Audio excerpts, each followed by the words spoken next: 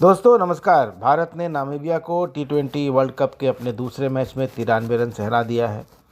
इस world cup का यह 18वां मैच था और भारत की लगातार दूसरी जीत थी। शुरुआत भारत ने बहुत ज़बरदस्त की थी। ईशान किशन ने बहुत ताबड़तोड़ बल्लेबाजी की, लेकिन आखिरी 4 रन बनाने में भारत ने 5 विकेट गंवाए।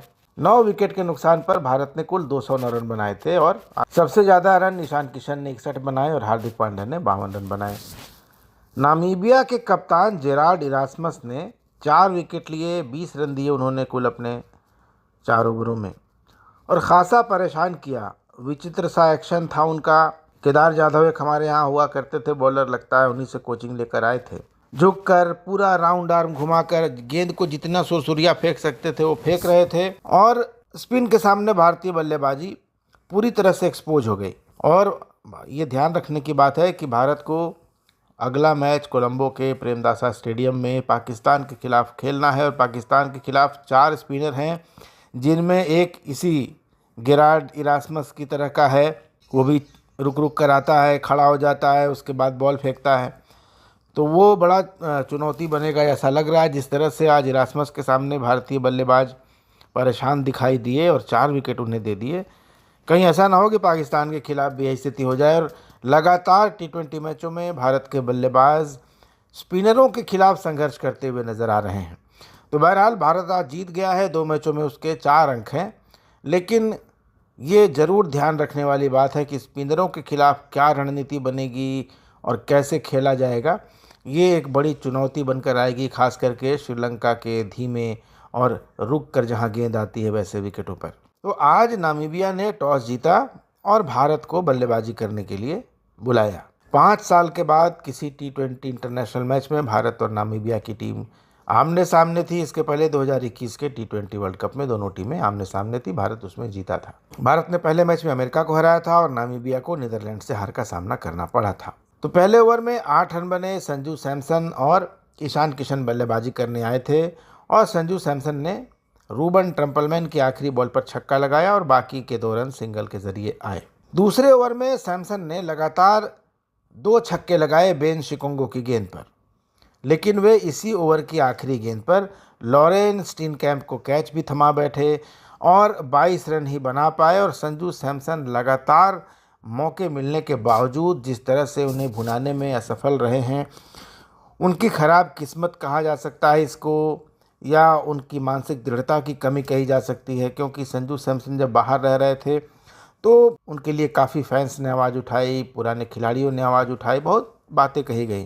संजू सैमसन आए, लगातार मौके भी उनको दिए जा रहे हैं, लेकिन रन उनसे दूर हैं। तो अब इसको किस्मत का खेल ही कहा जा सकता है। तीसरे ओवर में ईशान किशन ने स्मिथ की चौथी बॉल और 5वीं बॉल पर चौके लगाए। आखिरी बॉल उनके पैड पे लगी, आउट दे दिए गए, पर वो रिव्यू लेकर LBW होने से बच गए। 5वें ओवर में भारत ने 50 का आंकड़ा पार किया। तिलक वर्मा ने रूबन ट्रम्पलमैन की तीसरी बॉल पर फाइन लेग पर चौका लगाया और टीम को 50 के पार पहुंचाया। 5वें ओवर के बाद भाई साहब क्या हुआ कि ईशान किशन ने अपना बैट चेंज किया। अब पता नहीं कौन सा बैट मंगाया उन्होंने। स्मिथ की बॉल पर स्वीप करके छक्का लगाया और उसके बाद तो उन्होंने छक्कों की झड़ी लगा दी। 4 छक्के और 1 चौका उन्होंने लगाया और स्कोर को 100 के पार पहुंचा दिया। 7वें ओवर में तिलक वर्मा को जीवन दान मिला। 16 रन पर खेल रहे थे और 8वें ओवर की पहली बॉल पर ईशान किशन 24 गेंदों पर 61 रन बनाकर कैच आउट हो गए। स्ट्राइक रेट उनका रहा 254.17 का। भारत का स्कोर हो गया 105 रन 2 विकेट के नुकसान पर। 11वें ओवर की पहली बॉल पर तीसरा विकेट गिरा। कप्तान सूर्य कुमार यादव 12 रन बनाकर स्टंप आउट हो गए और विकेटकीपर जैन ग्रीन ने बर्नार्ड शोल्ज की गेंद पर उन्हें स्टंप कर दिया। 12वें ओवर की 5वीं बॉल पर भारत का चौथा विकेट गिरा। तिलक वर्मा 25 रन बनाकर आउट हुए और उन्हें भी जेराल्ड इरास्मस ने जे स्मिथ के हाथों कैच करा दिया। 13वें ओवर की चौथी बॉल पर हार्दिक पांड्या ने लंबा छक्का जड़ा और 18 गेंदों के बाद ही बाउंड्री भी आई।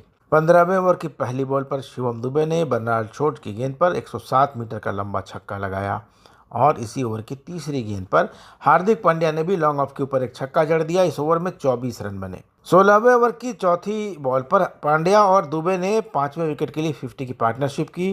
पांड्या ने बेन शिकोंगो के ओवर की चौथी बॉल पर छक्का लगाया और साझेदारी को 50 के पार पहुंचाया। इस ओवर की आखिरी 2 गेंदों पर उन्होंने 2 चौके भी लगाए। इसके बाद हार्दिक पांड्या 52 रन बनाकर आउट हो गए।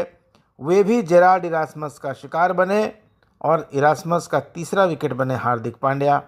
52 रन बनाए, 28 गेंदें खेली, 185.71 का स्ट्राइक रेट था और 4 छक्के 4 चौके उन्होंने बनाए और इरास्मस का तीसरा विकेट था।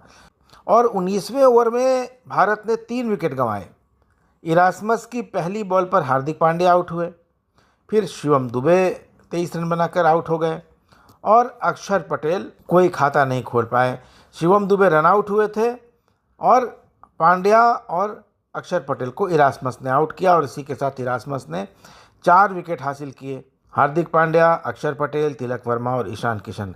उसके बाद 20वें ओवर में 2 विकेट और गिरे। रिंकू सिंह 1 और अर्शदीप सिंह 2 रन बनाकर आउट हुए और इस ओवर से सिर्फ 3 रन आए और इस तरह से भारत ने 9 विकेट खोकर 209 रन बनाए। नामीबिया को 210 रनों का लक्ष्य मिला। पांड्या ने भारत की तरफ से गेंदबाजी की शुरुआत की। पहले ओवर में 2 रन दिए, लेकिन पांड्या के अगले ओवर में जैन फ्राइलिंक ने 96 मीटर का छक्का पांड्या को लगाया। गुड लेंथ की बॉल थी और मिड विकेट पर लपेट दिया और फिर इस ओवर की दूसरी बॉल पर चौका भी मारा। चौथे ओवर की 5वीं बॉल पर अर्शदीप सिंह ने भारत को पहला विकेट दिलाया। उन्होंने नामीबिया के जैन फ्राइलिंक को शिवम दुबे के हाथों कैच कराया। फ्राइलिंक ने 22 रन बनाए और स्कोर था 34 रन 1 विकेट के नुकसान पर। 5 ओवर के बाद नामीबिया ने 210 रन का टारगेट पीछा करते हुए 1 विकेट खोकर 40 रन बनाए थे। पावर प्ले के आखिरी ओवर में अर्शदीप सिंह को 17 रन पड़े और इस ओवर में ही नामीबिया ने अपने 50 रन पूरे कर लिए और पावर प्ले में 57 रन बटोरे। 7वें ओवर की तीसरी बॉल पर जसप्रीत बुमराह ने लॉरेन स्टीनकैम्प को यॉर्कर पर बोल्ड किया, लेकिन विकेट नहीं मिला क्योंकि ये बॉल फ्री हिट थी। बुमराह की दूसरी बॉल नो बॉल थी और फ्री हिट पर स्टीनकैम्प मारने गए। बुमराह ने यॉर्कर फेंकी, विकेट उड़ गया, लेकिन कोई फायदा नहीं हुआ। 8वें ओवर की दूसरी बॉल पर वरुण चक्रवर्ती ने भारत को दूसरा विकेट दिलाया। उन्होंने स्टीनकैम्प को बोल्ड कर दिया और स्टीनकैम्प 29 रन ही बना पाए। 9वां ओवर अक्षर पटेल ने डाला। उनके इस ओवर में कप्तान जेरार्ड इरास्मस ने 2 छक्के लगाए। उन्होंने दूसरी और चौथी बॉल पर सिक्सर जड़ा और 14 रन इस ओवर में आए। वरुण चक्रवर्ती ने एक ही ओवर में 2 विकेट निकाले। उसके बाद जे स्मिथ को 0 पर और जैन निकोल को 13 रन पर उन्होंने आउट किया 10वें ओवर में। उसके बाद अक्षर पटेल ने नामीबिया के 2 विकेट झटके। 11वें ओवर में कप्तान जेरार्ड इरास्मस को और 13वें ओवर में मलान करुगेर को अक्षर पटेल ने आउट किया। इरास्मस तिलक वर्मा के हाथों कैच हुए और मलान जसप्रीत बुमराह के हाथों। 14वें ओवर में नामीबिया ने 100 रन का आंकड़ा पार किया और 15वें ओवर में हार्दिक पांड्या ने 5 रन दिए। 16वां ओवर शिवम दुबे ने फेंका, 5 रन उन्होंने दिए। 17वें ओवर की चौथी बॉल पर नामीबिया का 7वां बैट्समैन आउट हुआ और बुमराह ने रूबन ट्रेम्पलमैन को बोल्ड कर दिया। 19वें ओवर की दूसरी बॉल पर जैन ग्रीन हिट विकेट हो गए और इसी के साथ इंडिया ने ये मैच 93 रनों से जीत लिया। तो भारत का मुकाबला 15 फरवरी को कोलंबो के प्रेमदासा स्टेडियम में होगा, पाकिस्तान के साथ होगा।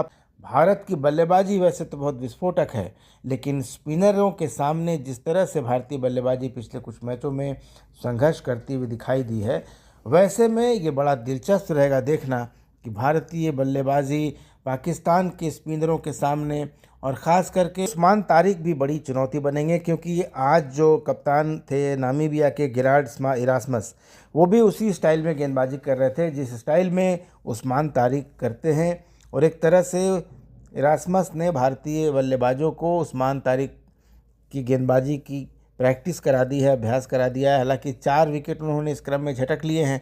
तो देखना यह है कि भारत के खिलाफ मैच में उस्मान तारिक क्या करते हैं और भारतीय बल्लेबाज उनको कैसे खेलते हैं। तो ये बड़ी चुनौती होगी। भारतीय बल्लेबाजी जहां बहुत गहरी और बहुत विस्फोटक, बहुत ख़तरनाक दिखाई देती है, वहीं पाकिस्तान की गेंदबाजी काफ़ी मजबूत है और उसके 2-3 बैट्समैन भी काफ़ी फॉर्म में चल रहे हैं, साहबजादा फरहान और बाकी लोग। तो ये देखना बड़ा दिलचस्प होगा। और इस बीच भारत पाकिस्तान के संबंधों को लेकर और इस टूर्नामेंट में पाकिस्तान की भागीदारी को लेकर, भारत के खिलाफ मैच न खेलने को लेकर, बांग्लादेश के साथ जो हुआ उसको लेकर काफ़ी ज़्यादा बातें हो चुकी हैं। तो इस मैच पर सबकी नज़र रहेगी। भारत पाकिस्तान मैच वैसे भी काफ़ी कांटेदार होता है और 7-1 का आंकड़ा है भारत के पक्ष में। भारत ने वर्ल्ड कप के मैचों में पाकिस्तान को 7 बार हराया है और एक बार पाकिस्तान को जीत मिली है, वो भी T20 वर्ल्ड कप के मैच में ही मिली थी। तो भारत इस आंकड़े को 8-1 करना चाहेगा, पाकिस्तान इसको 7-2 करना चाहेगा। अब 15 तारीख का इंतज़ार करना होगा, 15 फरवरी को ही यह तय होगा कि किसका पलड़ा भारी रहता है। लेकिन आंकड़ों की बात करें और कागज़ पर देखें तो भारतीय टीम पाकिस्तान की टीम से बेहद मजबूत नज़र आती है। लेकिन क्रिकेट आंकड़ों का खेल नहीं है और न लाइनअप का खेल है। जीतता वही है जो मैदान में अच्छा खेलता है। तो आइए हम लोग सब प्रार्थना करते हैं, कामना करते हैं कि हमारी भारतीय टीम इस बार फिर पाकिस्तान को एक बड़े अंतर से हराए और अजेय रहे, अपने ग्रुप में टॉप में रहे। धन्यवाद, नमस्कार।